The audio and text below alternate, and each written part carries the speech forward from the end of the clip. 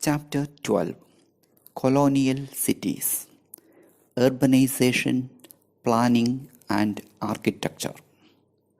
In this chapter, we will discuss the process of urbanization in colonial India, characteristics of colonial cities, and track social changes within them. We will look closely at developments in three big cities: 1. Madras or Chennai, 2. Calcutta or Kolkata, 3. Bombay, Mumbai. Madras. Company agents settled in Madras in 1639. Calcutta. Company agents settled in Calcutta in 1690. Bombay. Bombay was given to the company in 1661 by the English king, who had got it as part of his wife's dowry from the King of Portugal. How these three villages became big cities. All three were originally fishing and weaving villages. The company established trading and administrative offices in each of these settlements. By the middle of the 19th century, these settlements had become big cities from where the new rulers controlled the country. Institutions were set up to regulate economic activity and demonstrate the authority of the new rulers. Indians experienced political domination in new ways in these cities. The layouts of Madras, Bombay, and Calcutta were quite different from older Indian towns.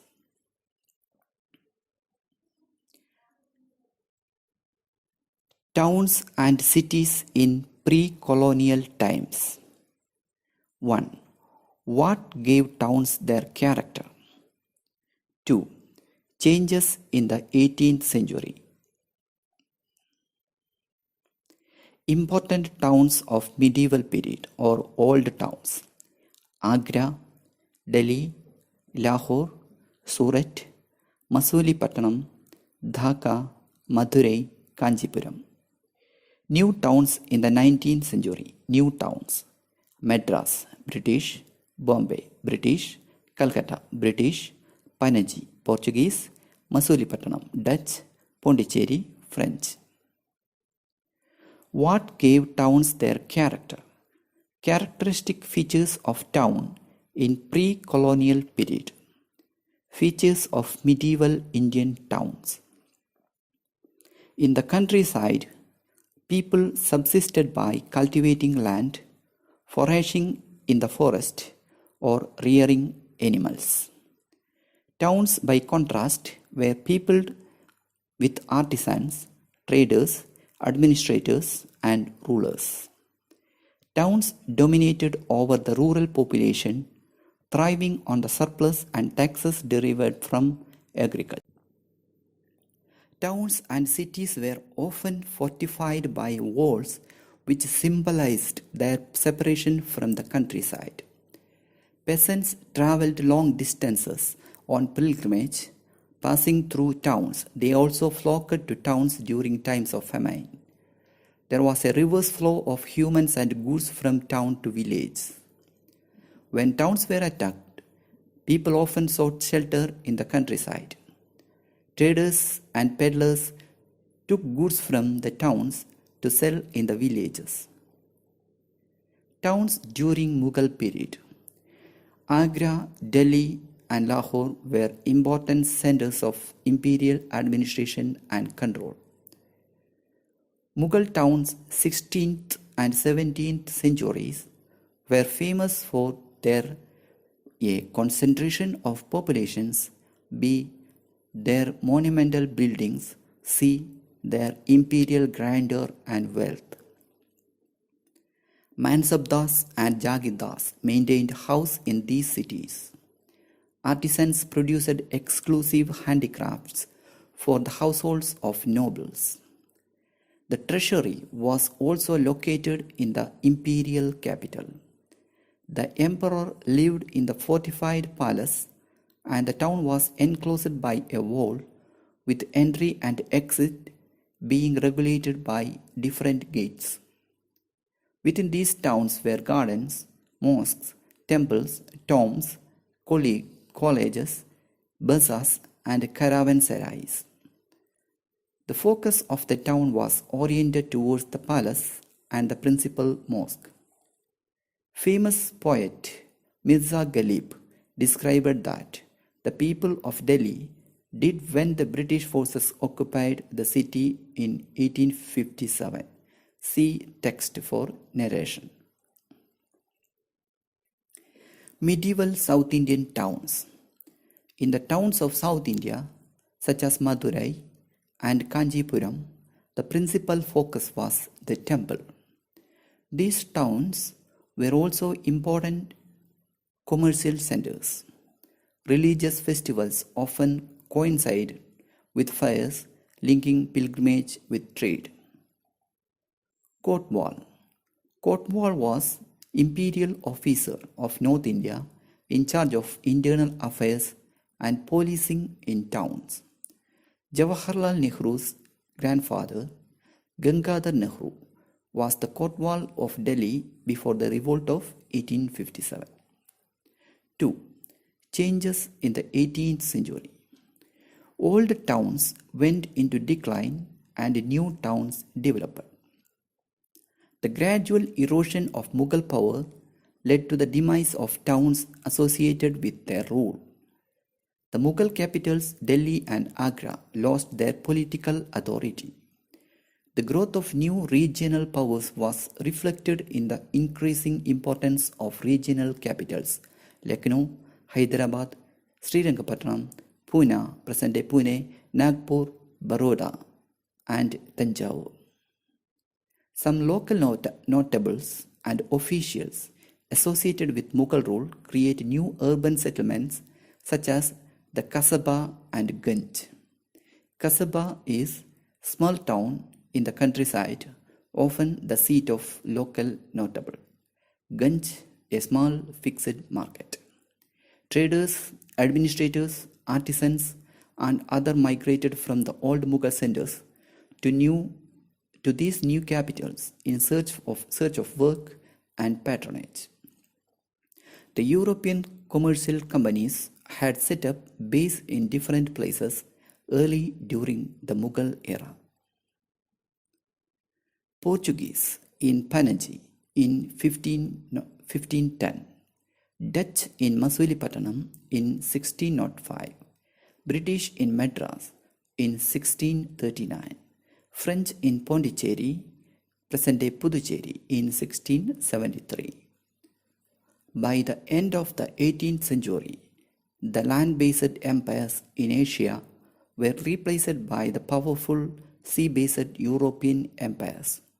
Forces of international trade, mercantilism, and capitalism now came to define the nature of society.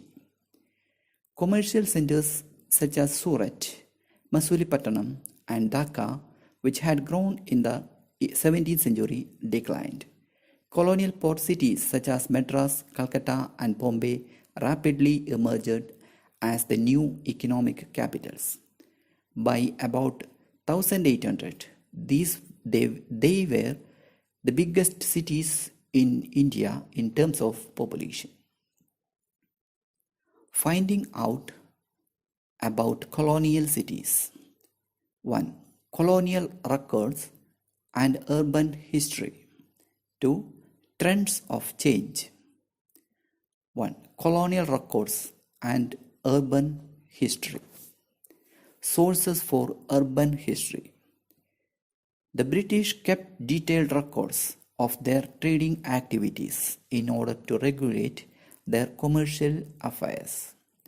The municipal corporations generated a whole new set of records maintained in municipal record rooms.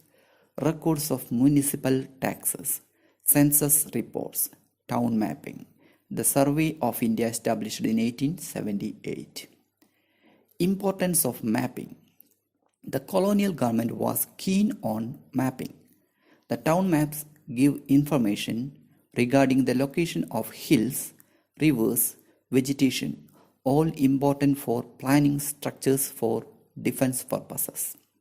They also show the location of goods, density and quality of houses, and alignment of roads used to gauge commercial possibilities and plan strategies of taxation. Censuses. Can historian rely on census reports? The first All India census was attempted in 1872. Thereafter, from 1881, decennial conducted every 10 years, censuses became a regular feature. The endless pages of tables on disease and death, or the enumeration of people according to their age, sex, caste, and occupation, provide a vast mass of figures that creates an illusion of correctness. This classification was often arbitrary and failed to capture the fluid and overlapping identities of people. Upper caste people were also unwilling to give any information regarding the women of their household. There were people in towns who were hawkers, often told the census enumerators that they were traders, not laborers, for they regarded trade as more respectable activity. The figures of mortality and disease were difficult to collect, for all deaths were not registered and illness was not always reported, nor treated by licensed doctors. Historians have to use sources like the census with great caution, keeping in mind their possible biases. 2. Trends of changes in the nature of towns. After 1800, urbanization in India was sluggish. In the 40 years between 1900 and 1940, the urban population increased from about 10% of the total population to about 13%. The smaller towns had little opportunity to grow economically. Calcutta, Bombay, Madras, on the other hand, grew rapidly and soon became sprawling cities. The growth of these three cities as the new commercial and administrative centers was at the expense of other existing urban centers. These cities became the entry point for British manufactured goods and for export of Indian raw materials after Industrial Revolution in England. The nature of this economic activity sharply differentiated these colonial cities from India's traditional towns and urban settlements. The introduction of railways in 1853 changed the fortunes of the towns. Traditional towns which were located along the old roads and rivers. Now every railway station became a collection depot for raw materials and the distribution point for imported goods. Mirzapur on the gangs, which specialized in collecting cotton and cotton goods from the Deccan, declined when a railway link was made to Bombay. Railway workshops and railway colonies were established. Railway towns like Jamalpur, Voltaire, and Bareilly developed.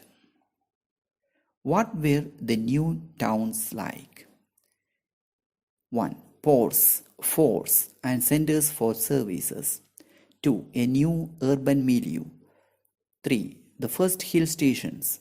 4. Social life in the new cities. 1. Ports, forts, and center for service. Ports. By the 18th century, Madras, Calcutta, Bombay had become important ports. The English East India Company built its factories. Its factories means mercantile officers fortified these settlements for protection. Forts. In Madras, Fort St. George. In Calcutta, Fort William. In Bombay, Fort Bombay. White Town and Black Town. Indian merchants, artisans, and other workers who had economic dealings with European merchants these forts, lived outside these forts in settlements of their own. There were separate quarters of Europeans and Indians, which came to be labeled as the White Town and Black Town respectively. Railways linked to these cities to the rest of the country. Beginning of modern industrial development in India. After the 1850s, cotton mills were set up by Indian merchants and entrepreneurs in Bombay, and European-owned jute mills were established on the outskirts of Calcutta. Although Calcutta, Bombay, and Madras supplied raw materials for industry in England and had emerged because of modern economic forces like capitalism, their economies were not primarily based on factory production. The majority of the working population in these cities belonged to what economists classify as the tertiary sector. There were only two proper industrial cities. One, Kanpur, specializing in leather, woolen and cotton textiles. Two, Jamshedpur, specializing in steel. India never became a modern industrialized country due to discriminatory colonial policies. 2. A new urban milieu. Features of urban life in new colonial cities. Political power and patronage shifted from Indian rulers to the merchants of East India Company. Indians who worked as interpreters, middlemen, traders, and suppliers of goods. Economic activity near the river or sea led to the development of docks and ghats. Along the shore were godowns, mercantile offices, insurance agencies for shipping, transport depots, banking establishments. The chief administrative offices of the company in inland, like the Writers' Building in Calcutta. Around the periphery of the fort, European merchants and agents built palatial houses in European styles. Some built garden houses in the suburbs. Racially exclusive clubs and theatres were also built for the ruling elite. The rich Indian agents and middlemen built large traditional courtyard houses in the Black Town. They also built temples to establish their status in society. The laboring poor provided a variety of services to their European and Indian masters as cooks, palanquin bearers, coachmen, guards, porters, and construction and dock workers. They lived in makeshift huts in different parts of the city. Pasture lands and agricultural fields around the older towns were cleared, and new urban spaces called civil lines were set up. White people began to live in the civil lines. Cantonments, places where Indian troops under European command were stationed, were also developed as safe enclaves. These areas were separate from but attached to the Indian towns. Broad streets, bungalows set amidst large gardens, barracks, parade ground and church.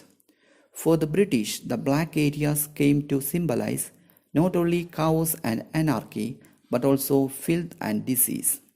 They feared that disease, epidemic of cholera and plague, would spread from the black to the white areas. From the 1860s and 1870s, stringent administrative measures regarding sanitation were implemented. Underground piped water supply and sewerage and drainage systems were also put in place around this time. 3. The first hill stations, Simla, Mount Abu and Darjeeling. The founding and settling of hill stations was initially connected with the needs of the British Army. Simla, present-day Shimla, was founded during the course of the Gurkha War 1815-16. The Anglo-Maratha War of 1818 led to British interest in Mount Abu. Darjeeling was wrested from the rulers of Sikkim in 1835. Hill stations became strategic places for billeting troops, guarding frontiers, and launching campaigns against enemy rulers. The temperature and cool climate of Indian hills was seen as an advantage, particularly since the British associated hot weather with epidemics like cholera and malaria. These hill stations were also developed as sanitariums, places where soldiers could be sent for rest and recovery from illness. In 1864, the Viceroy John Lawrence officially moved his council to Simla.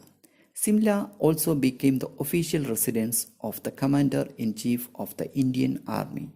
The buildings were deliberately built in the European style.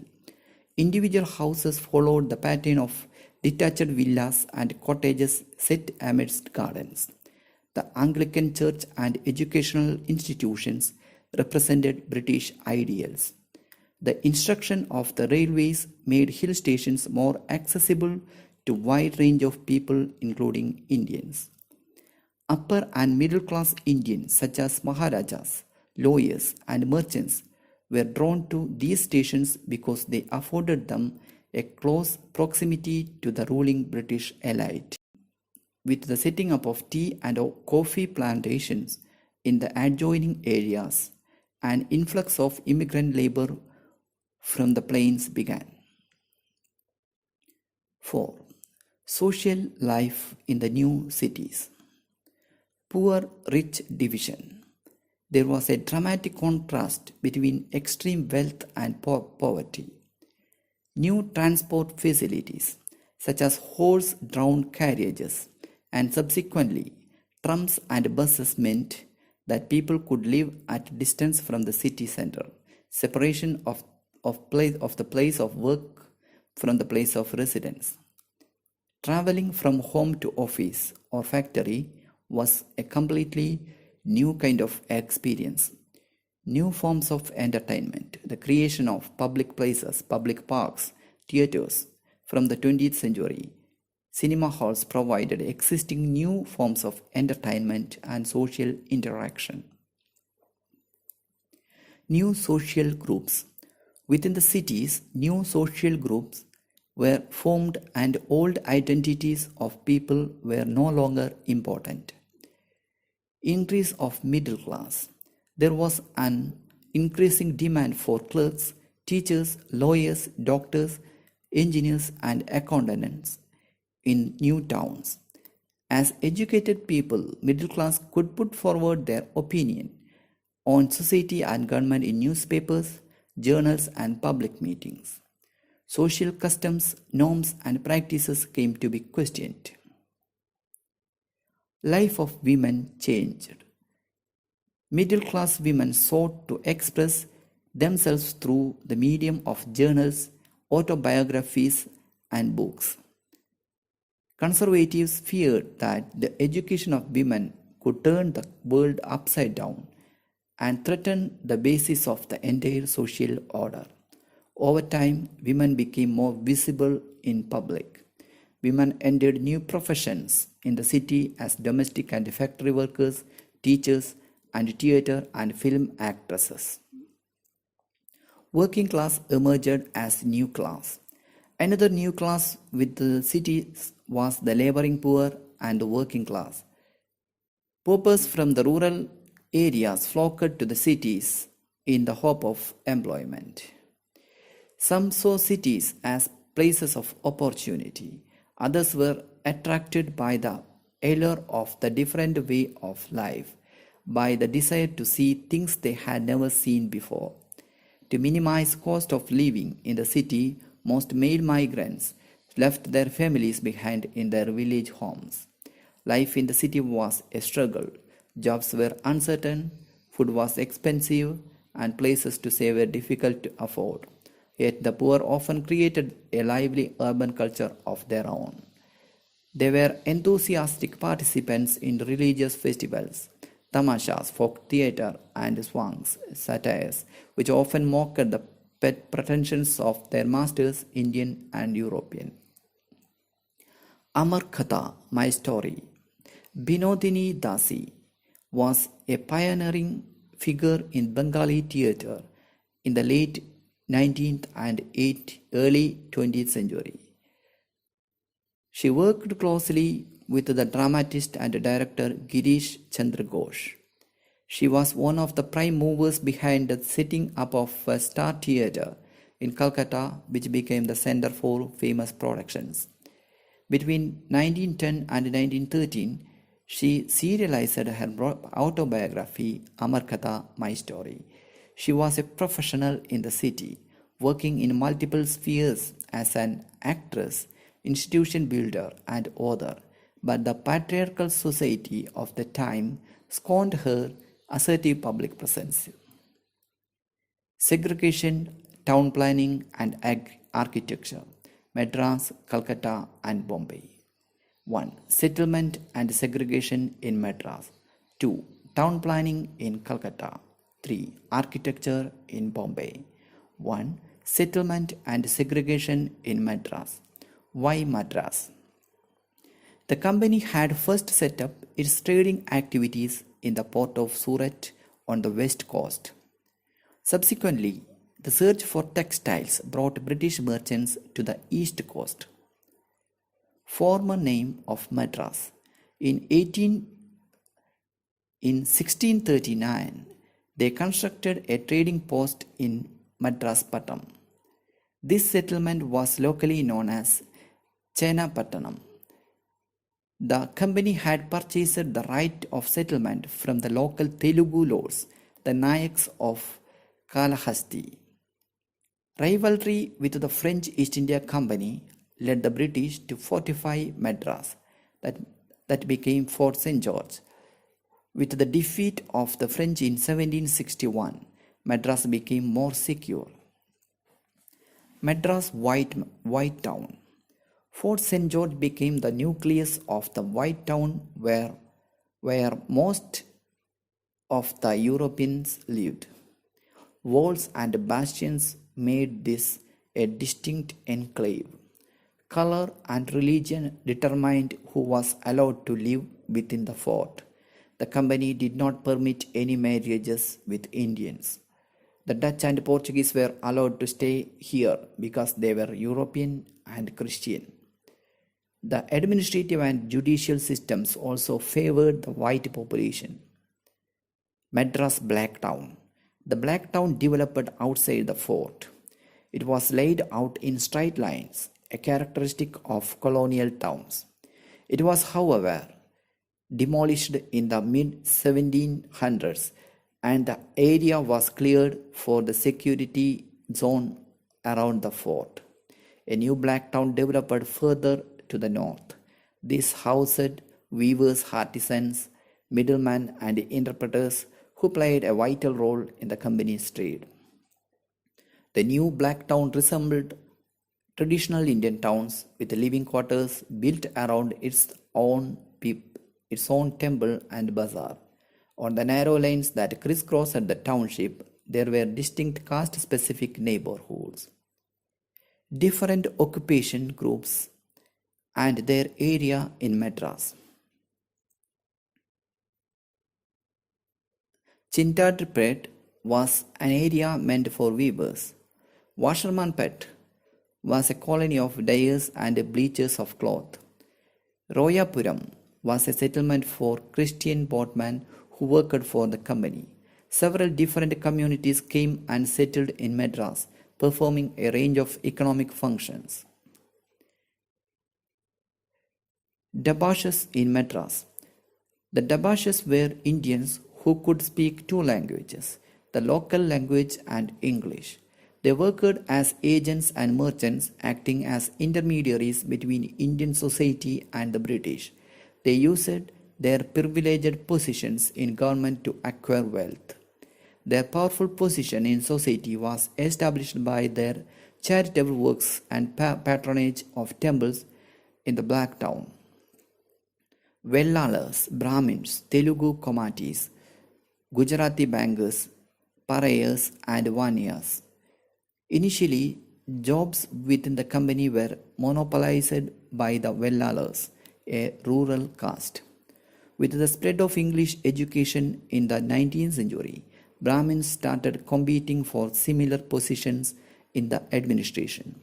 Telugu Komatis were a powerful commercial group that controlled the grain trade in the city. Gujarati bankers had also been present since the 18th century. Parayas and Vanyas formed the laboring poor. Hindu, Muslim, Christian settlement in Madras. The Nawab of Arcot settled in nearby Triplicane, which became the nucleus of substantial Muslim settlement. Mylapore and Triplicane were earlier Hindu religious centers that supported a large group of Brahmins. Sandom, with its cathedral, was the center for Roman Catholics. Garden houses first started coming up along the two main arteries, Mount Road, Poonamali Road, leading from the fort to the cantonment. Wealthy Indians too started to live like the English. As a result, many new suburbs were created from existing villages around the core of Madras. Pet is a Tamil word meaning settlement, while Puram is used for a village. Town planning in Calcutta. Building of Fort William.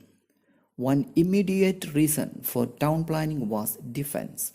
In 1756, Siraj-ud-Dowlah, the Nawab of Bengal, attacked Calcutta and sacked the small British fort. Siraj-ud-Dowlah wanted to assert his authority.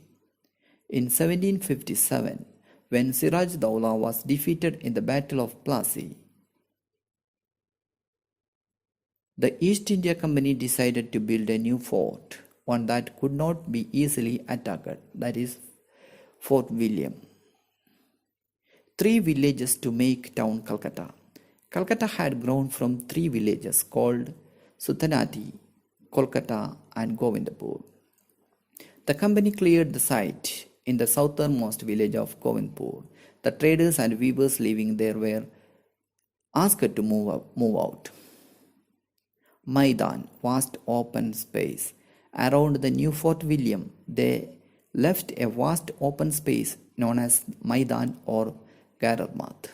This was done so that there would be no obstructions to the straight line of fire from the fort against an advancing enemy army.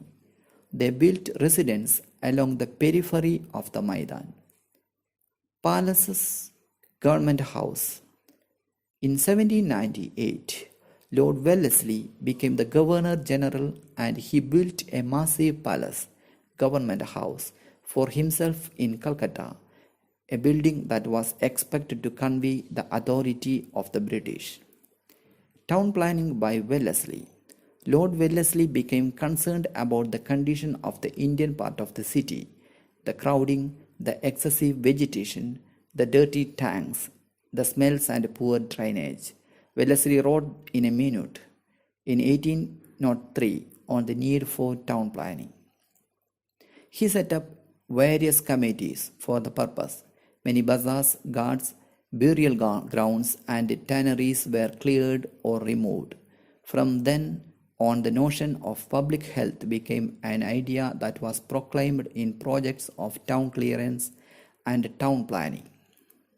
Lottery Committee. After Wellesley's departure, the work of town planning was carried on by the Lottery Committee with the help of the government. The Lottery Committee was so named because funds for town improvement were raised through public lotteries.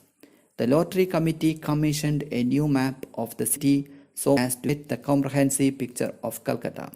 Among the committee's major activities was road building in the Indian part of the city and clearing the river bank of encroachments. Cleaning and sanitation. In its drive to make the Indian areas of Calcutta cleaner, The committee removed many huts and displaced the laboring poor who were now pushed to the outskirts of Calcutta. The threat of epidemics gave the further impetus to town planning in the next few decades.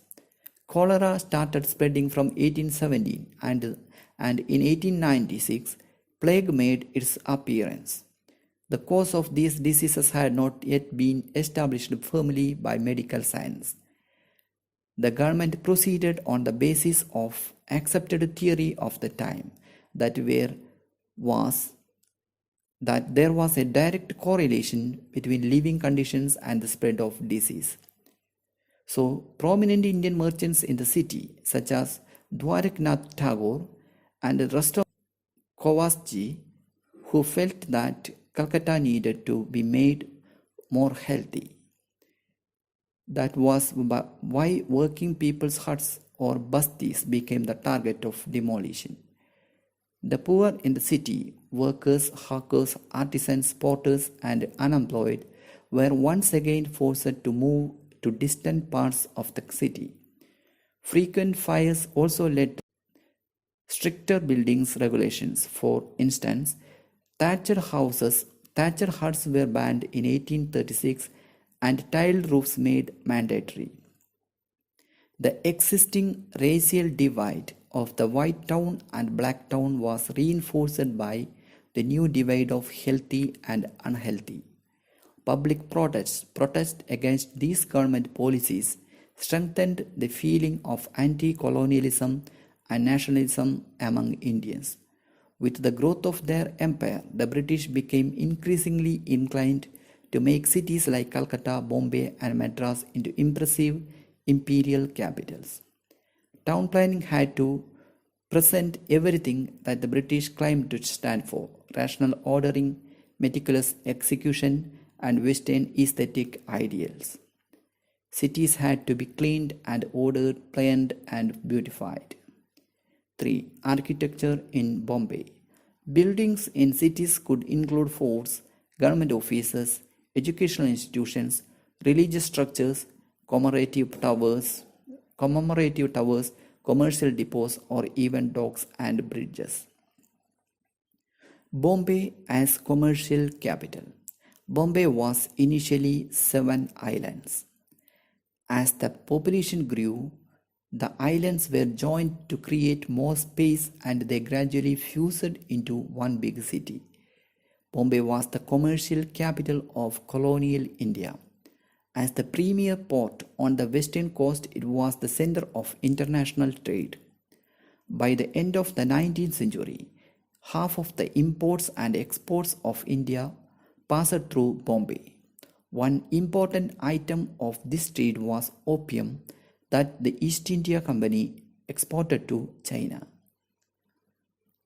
Bombay's capitalist class.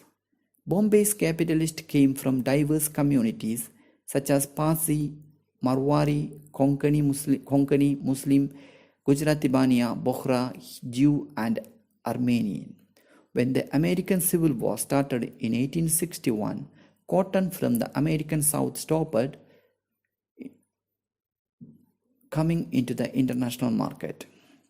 This led to the upsurge of demand for Indian cotton grown primarily in the Deccan. Once again, Indian merchants and middlemen found an opportunity for earning huge profits. Urbs Prima in Indies, the most important city of India. In 1869, the Suez Canal was opened and this strengthened Bombay's links with the world economy. The Bombay government and Indian merchants used this opportunity to declare Bombay Urbs Prima in Indies, a Latin phrase meaning the most important city of India. Later changes. By the late 19th century, Indian merchants in Bombay were investing their wealth in new ventures such as cotton mills. They also patronized building activity in the city. As Bombay's economy grew, from the mid-19th century, there was a need for expand railways and shipping and develop the administrative structure. Many new buildings were constructed at this time. These buildings reflected the culture and confidence of the rulers. European style of architecture. The architectural style was usually European.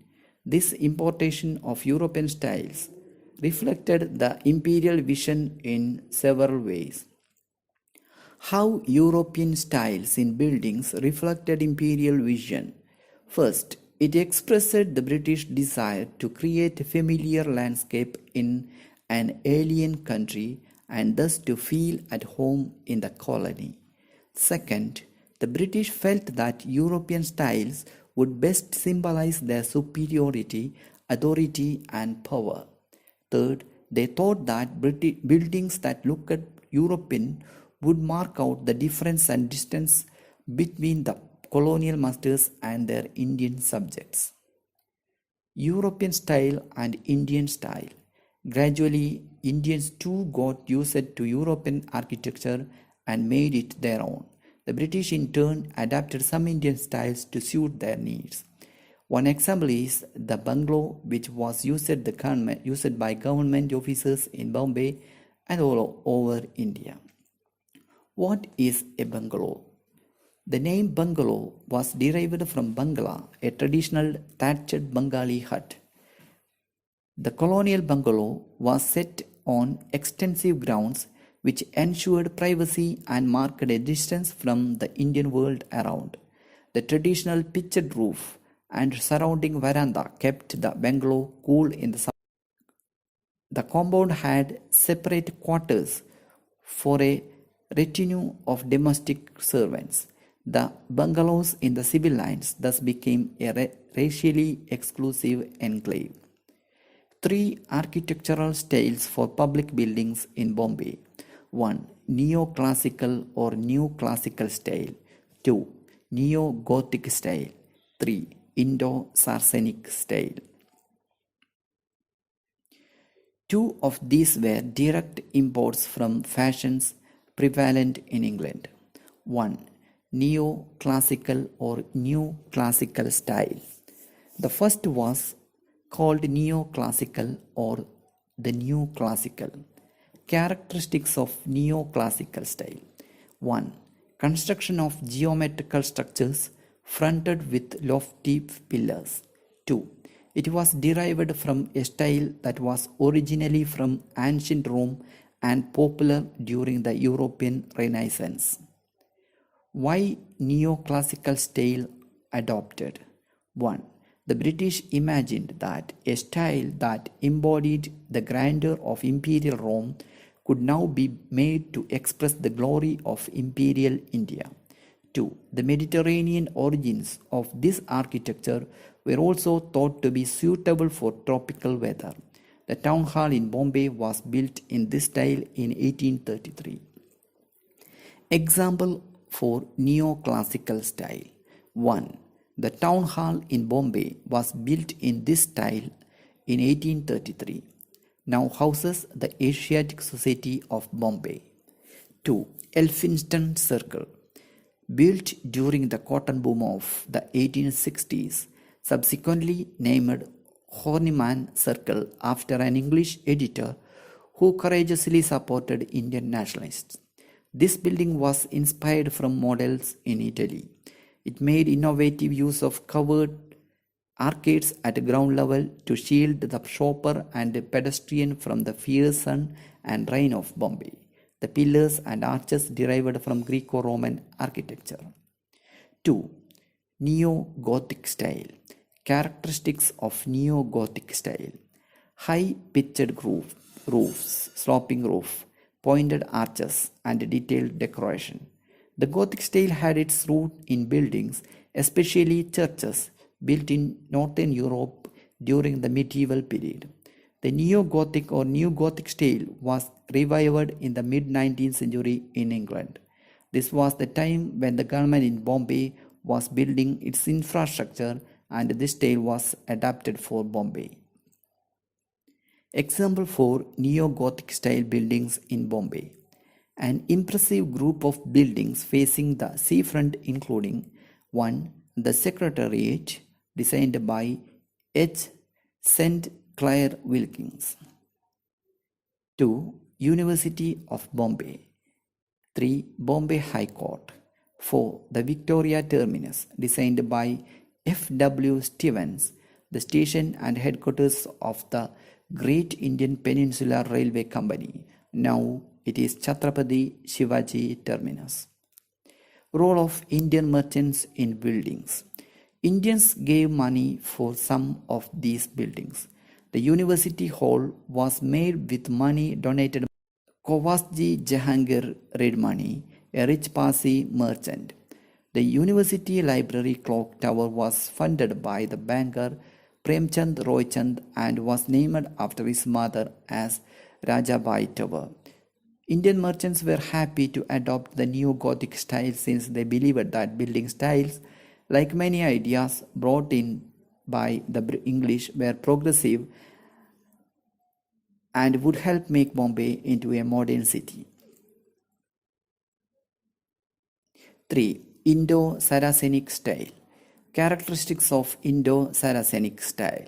A new hybrid architectural style developed which combined the Indian with the European in the beginning of 20th century.